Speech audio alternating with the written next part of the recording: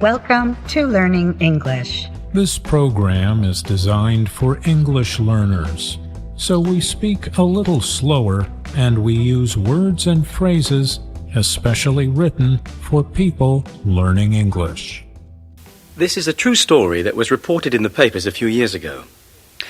There was this guy, aged about 30 or so, who was out of work, and so of course he had money problems.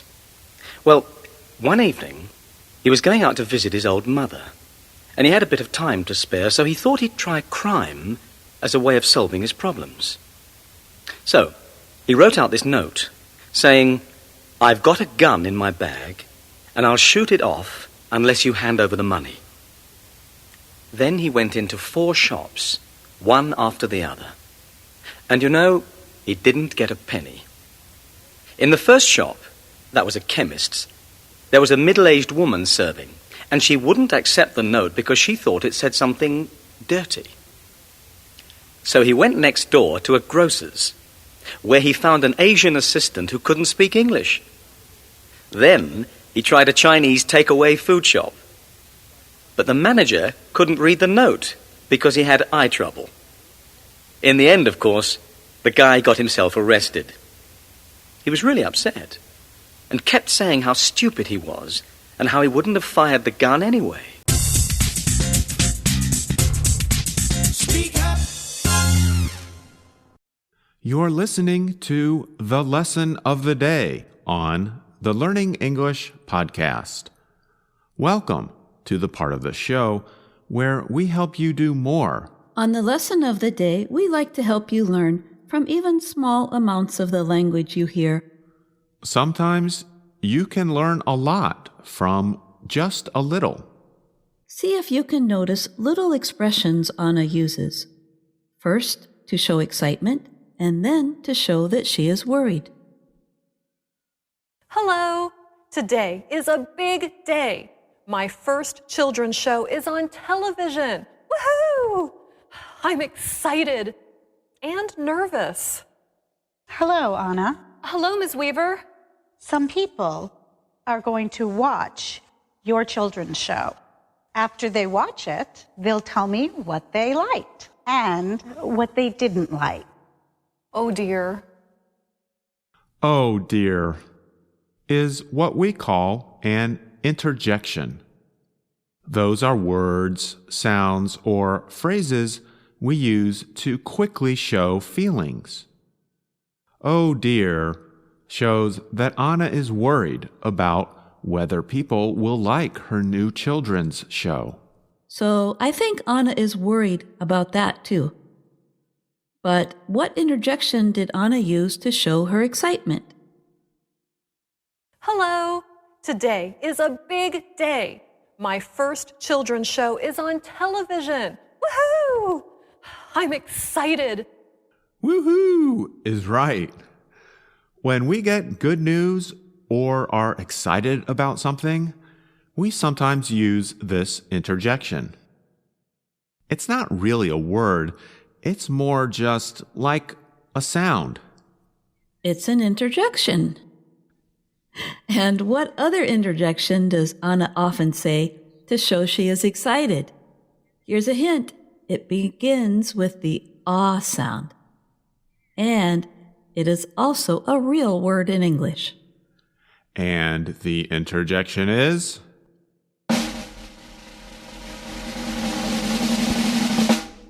Awesome! Awesome! Americans say this expression a lot, but our listeners might be curious to know what other meaning the word has. Awesome is an adjective, and the noun form of the word is awe, spelled A-W-E. To feel awe is to feel very amazed, or even frightened or fearful when you see or experience something big or special. For example, if you are looking at a huge mountain, or the world's tallest building, or a natural wonder such as the Grand Canyon in the United States, you might have the feeling of awe. And so you would say that the mountain or building is an awesome sight or an awesome thing to behold. Behold is sort of a fancy word that just means to see or look at. Jill, Anna said, "Oh dear," because she suddenly felt worried. What are some other polite interjections we use when we are disappointed, upset, or worried? We say, uh-oh, if we think something is wrong, like if we've made a mistake or a machine is broken. And if we get bad news or a bad result, we can say polite interjections like darn, rats, shucks, or shoot. That's right. Believe it or not, we sometimes make mistakes when we're doing this podcast, and we might say something like that. For another example, if you are playing a sport and you make a bad mistake, you might say rats. Of course, native speakers also say curse words, or words that are not polite, as interjections to express negative feelings, such as frustration, anger, or disappointment. But we'll let our listeners find those on their own. You're darn right we will. Listen to Ms. Weaver again. Some people are going to watch your children's show. After they watch it, they'll tell me what they liked and what they didn't like. Here's a bit of grammar for our listeners. In her second sentence, Miss Weaver uses what we call a noun clause as the direct object of the verb tell.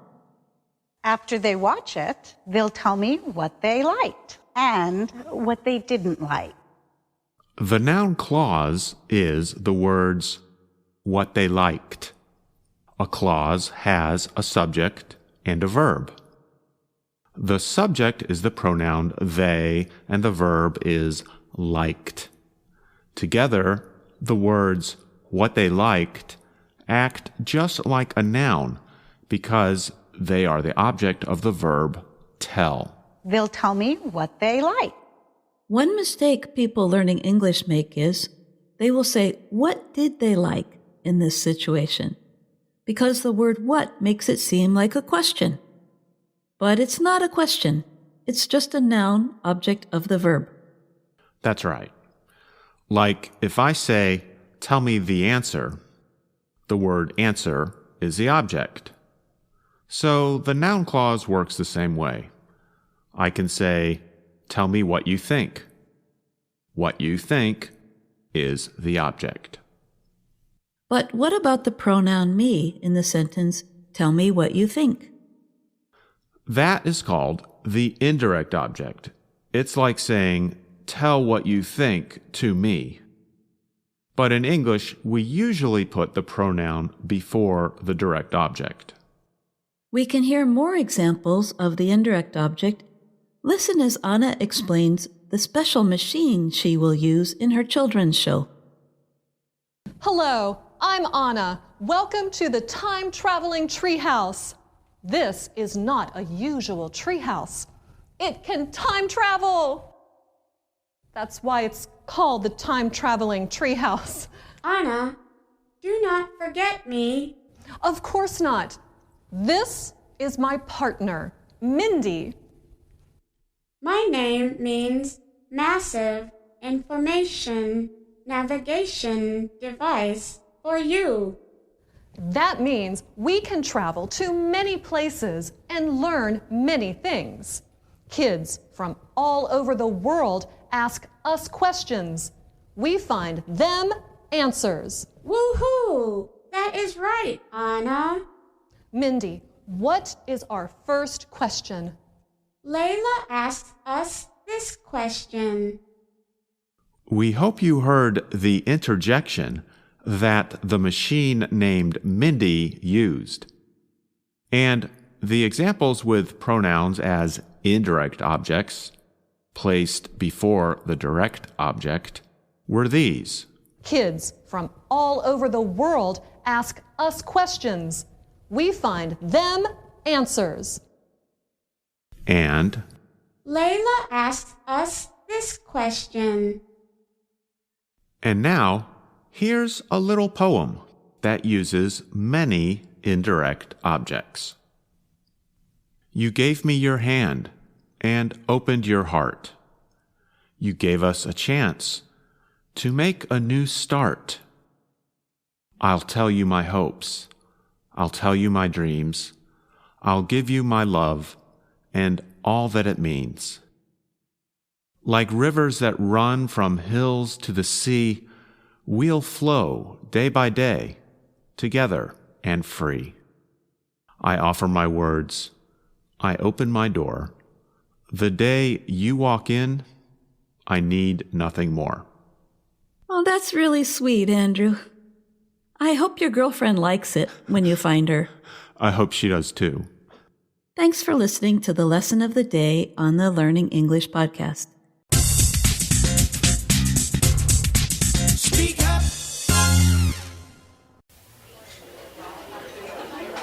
Waiter, Yes, madam. could I move to another table? The sun coming in the window is bothering me. Certainly, madam. Please follow me to table 18. Thank you. Oh, I've changed my mind about what I ordered for lunch, too.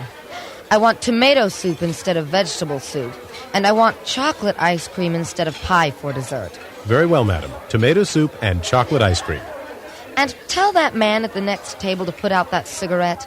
I don't want to smell smoke while I eat. Yes, ma'am. And don't you have any clean glasses? Look, my water glass has spots on it, and the flower on this table is completely dead. Terribly sorry, madam. I'll bring you a new glass and a fresh flower right away. Well, hurry up. I haven't got all day, you know. And where in the world is my lunch? I'll bring it right away. What took you so long? And look, there's a fly in my soup. Don't worry, madam. I won't charge you a penny more for it. Have a nice lunch now. You will listen to an audio clip of a person describing their daily routine and how they organize their work.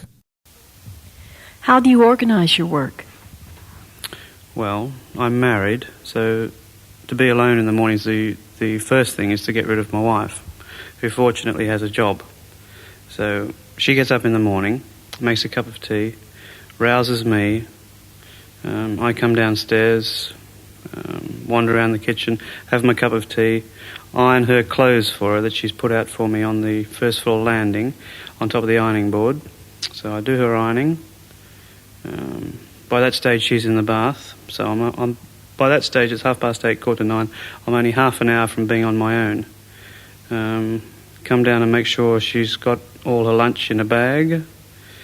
By that stage I finish my tea, I finish the ironing, she's out of the bath, I'm in the bath. She goes upstairs and gets dressed. By the time, if this is all synchronised properly, by the time I get out of the bath and go upstairs, she's fully dressed. And then by the time I'm dressed and come downstairs, she's just about to hop on a bicycle and go off to work, which makes it about 9 o'clock or 9:15.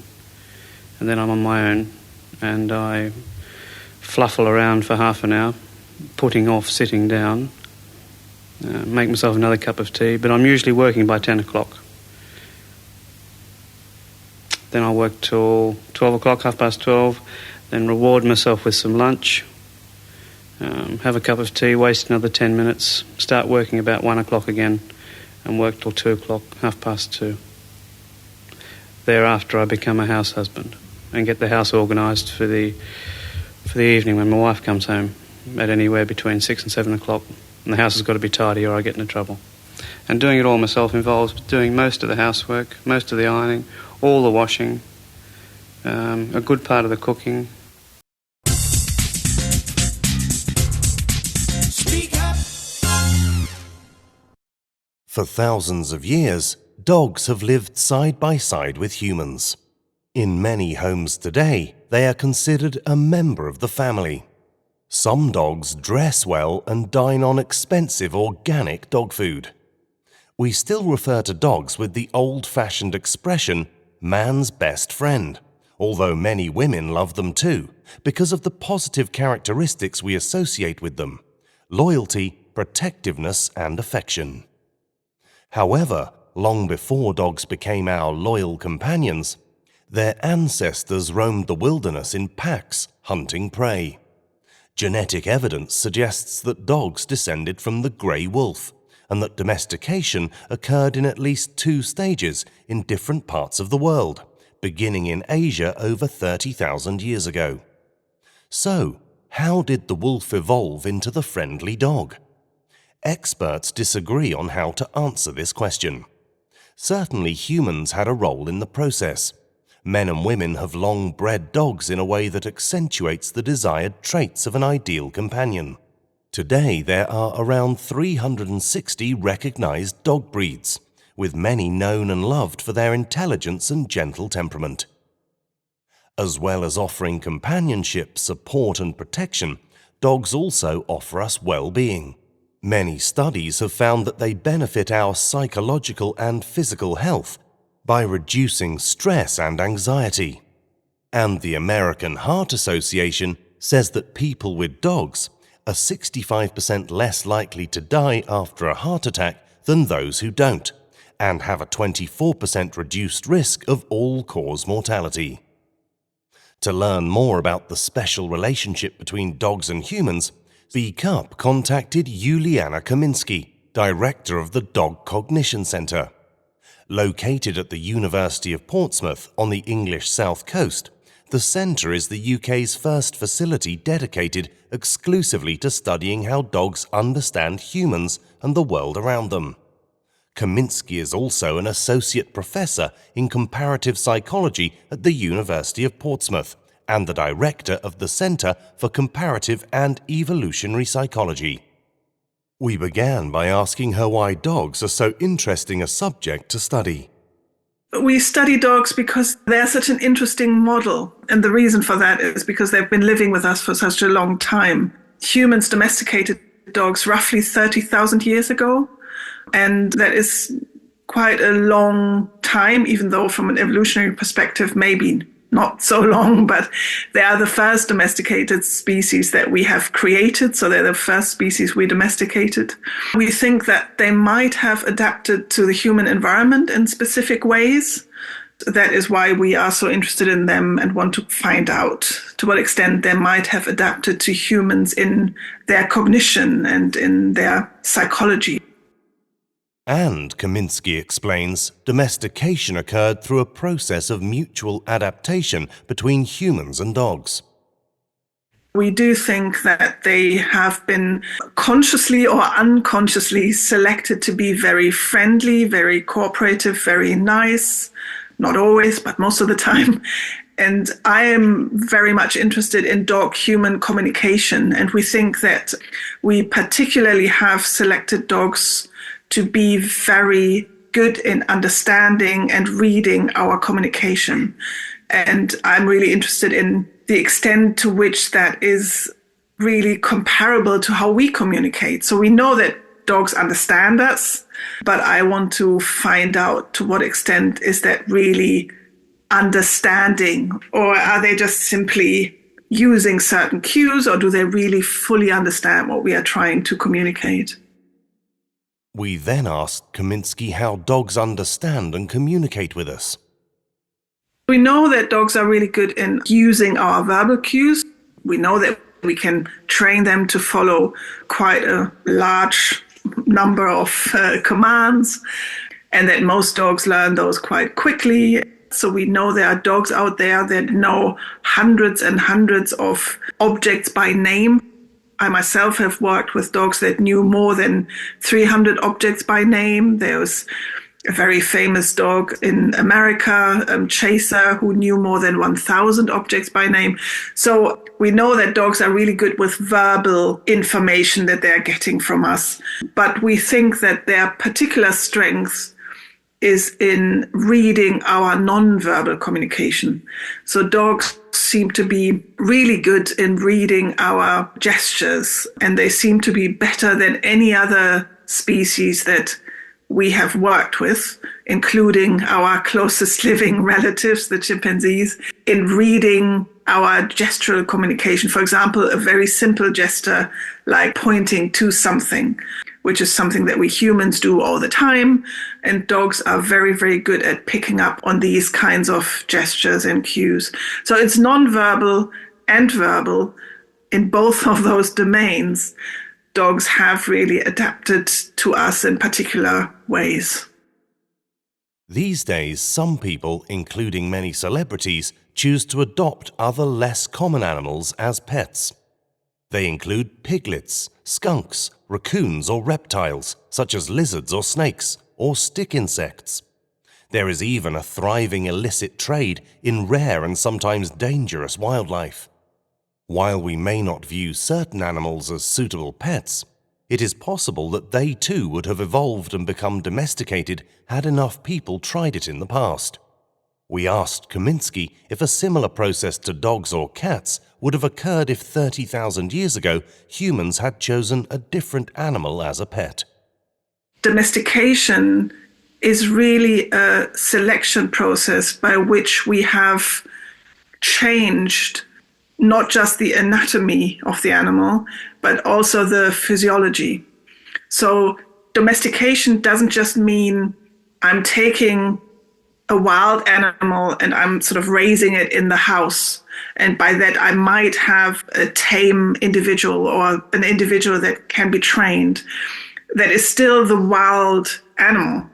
What we have done with dogs is to really sort of select them systematically to be something very different anatomically and physiologically. The physiology is different. So that puts dogs in a position to, in some sense, handle the life that we are providing for them in ways that non-domesticated animals couldn't do. You used the term pet when you talked about a raccoon, for example. A raccoon is still the wild form. It is not domesticated. So it's like sort of raising a chimpanzee in a house. That doesn't make it a pet. So it's still the wild form with all its wild genes. As Kaminsky explains, all animals transform themselves to fit better with their environment. We have turned dogs into something that can cope with this environment. What we would need to do to test your hypothesis is to take another species and, in some sense, make it undergo the same selection process. We have done that to some extent with cats, even though their domestication history is very different. And it is to some extent happening with foxes in cities, so at least in European cities where there is quite a huge fox population. And we can see that foxes that live in the city have to some extent self-domesticated. So they are showing some signs anatomically and physiologically of changes towards a more domesticated form compared with the foxes that are still living in the forest. Wild dogs and domesticated dogs are smart animals. We asked Kaminsky if the cognitive ability of a tame dog differs from that of a wild dog, such as a wolf, coyote or fox. The wild form or the wild cousin of the dog is the wolf. So it's the only species that was involved as an ancestor. So the ancestor of the dog was a subspecies of wolf that doesn't seem to exist anymore. But it was definitely a wolf subspecies. So if we compare wolves and dogs, then when it comes to cognition, we don't necessarily see major differences. We do see differences, but they are not the differences that we might expect. Because I know that out there, there's still this kind of idea of dogs just being dumb wolves. So this idea that because dogs have been domesticated, we dump them down, so to some extent. And we definitely don't see any evidence for that. So when it comes to physical cognition, we don't see any major differences between wolves and dogs. It is in the social domain, especially in interacting with humans, where we see major differences. So when it comes to reading, human communication, attending to humans, establishing eye contact with humans, all these kinds of communicative things is where we see dogs outperform the wolves. In some cultures, keeping a dog as a pet is not considered normal. Their treatment and role in society differs according to culture, as Kaminsky explains. If you look at the whole dog population, then 85% of dogs are pretty much street dogs. The dogs that we see here in this environment, that is the outlier. It's not the norm for dogs. So you see the typical village dogs, street dogs, so dogs that hang out around humans but are not necessarily part of the family, definitely not allowed in the house. Maybe guard dogs that sort of help to protect the plot or the house or the area around, but not really integrated into the family or anything like that. In other societies, dogs are even seen as dirty or as something negative that shouldn't exist to some extent. So I think there's a huge variety out there in how societies treat dogs, and the way that we look at them is in some sense the outlier, it's not the norm. There are parts of the world where dogs are eaten. We asked Kaminsky what she thought about this. Of course, I don't want it to happen. I'm a vegetarian. I don't want any animal to be eaten. But let's face it, I mean, we have other mammals here in Europe, like rabbits, for example. Some we have as pets and we love them, and others we eat. So it's not like a completely crazy idea to eat dogs. I mean, to me, it's not different from eating a cow, to be honest. I know it's emotionally different for many people, but if you look at it pragmatically, it is not really. Cats have been domesticated for around 10,000 years, considerably less time than dogs. In addition, cats are territorial, which makes them a difficult subject to study, as Kaminsky explains. There's more and more cat research coming, and I think it's really interesting. It's just so difficult to work with them because they are very territorial. The way we set up the dog center is really almost like a dog nursery. So the owners bring us their dog, we play with them, the dogs have a fun day, and then they go back home.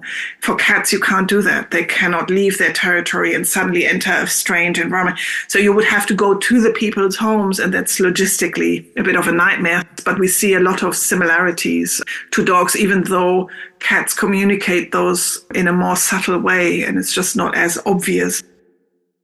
While more research needs to be done, there are some studies that claim cats have an equal ability to understand verbal cues as dogs, says Kaminsky. So there is some research out there that says, so if you pre-select the cats that are actually motivated to even bother, then you can actually find a similar motivation to follow these kinds of cues.